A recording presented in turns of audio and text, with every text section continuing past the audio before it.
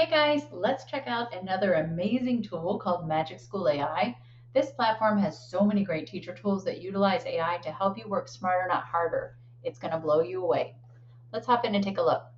So I've navigated to Magic School AI, and I'm on the Magic Tools tab, and this shows me all the tools they have available, and there are so many. You can generate all sorts of content to put in front of kids. It even helps you with writing letters of recommendation, creating decodable text. There's just so many tools available. Any tools that you really like, if you click the star, it's going to park them up here at the top in your favorite section, and or you can filter down to the different types of prompting tools here. Now, as I mentioned in the earlier video, a lot of these artificial intelligence sites that are made for teachers have really built-in frames that do a lot of the prompting work for you. So I'm going to show you how one of them works, and they all pretty much work in the similar format, but we'll show you two different ones. So let's start with the YouTube video questions. So here's the frame that I mentioned. I'm just going to select my grade level, select how many questions, select the types of questions I want, and then I'm going to drop the YouTube link in. Whoa, way longer than I wanted. And we're going to click generate to get it to do the work for us. So what it's doing right now is it's reading the video transcript and it's generating questions and answers based on it. It's even going to generate the answer key for me, which is awesome. Now, once it lands here, down here at the bottom, I can do a couple different things with it. So I can save that resource. So if you want to come back to this later, that's a good strategy to do. The exporting is on the paid plan. So a lot of these platforms, they want to make money like everybody else in the world. So they lock a lot of these extra features behind a paywall. But I'm going to show you a really cool workaround.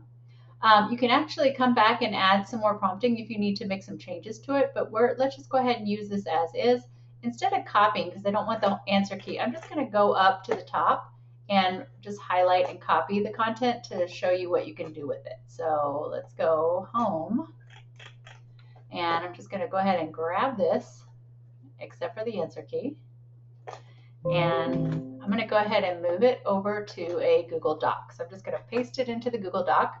And let me show you what I can do with it now. So this is basically just another worksheet at this point. I have the quizzes extension, which Leanne is going to go over with you a little bit later in the course, but I want to show you how I can use this. So the first time I used this use the extension, I was able to click it and say 10 questions, and then go down and customize quiz, and it actually pulled it right into quizzes for me. It did the work of dragging the questions in. Sometimes though I get the unable to upload box. So as a workaround, I'm going to import from Drive, and I'm going to go ahead and just pull that document that I pasted my Magic School questions in.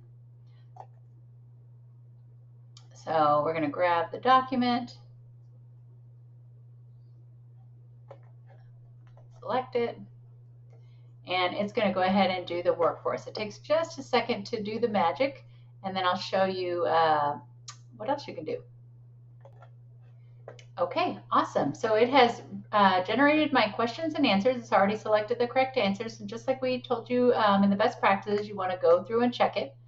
As it came into quizzes, it defaulted to give every question 30 seconds and 1 point. But if I go down on the right to bulk update, I can go ahead and change the time for all questions and go ahead and give the point value. Since there's 10 questions, I want 10 points because we want it to auto grade for us. We want to take work off your plate.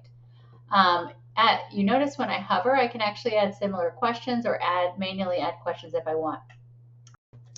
Okay, so my quiz is now put together. I have changed the point values and all that good stuff. I can click this preview button up top, or I can go ahead and publish it and put it in front of kids. Now, Quizzes has a lot of really neat features where you can actually add the video, so the video will pause and have the kids answer. And again, the beauty of quizzes is that it does the work for you. So after the kids have taken the quiz, when you go to the reports tab, you'll be able to click in and actually see student scores. So the grading, like I said, is automatically done for you, which is phenomenal. So if you want to learn more about the quizzes, we definitely have some courses on the PD on Demand, Poolside PD on Demand catalog or PD on Demand catalog. All right, so going back to Magic School to kind of wrap up, you can use any of the different tools that you see here. Like I said, most of them have the frames built in. You can drop text and more specific information, and then grab the data out and put it into different formats. So, if I'm doing a decodable text, I may add that into slides, or I may add that into some sort of platform. Quizzes is definitely not the only option. But this is going to do a lot of the heavy lifting of generating content for you. So check it out. Later to come, when we do open AI to students, that it actually has a really cool feature called Magic Student, where teachers can select a AI tool and then assign that tool to students to work with. It is blocked currently at this point for students, but in the future, I think this is going to be a really powerful tool for students and teachers to use. So go ahead and take some time to explore the platform, check out the magic tools, see which one is your favorite. I can't wait to hear your thoughts on the platform.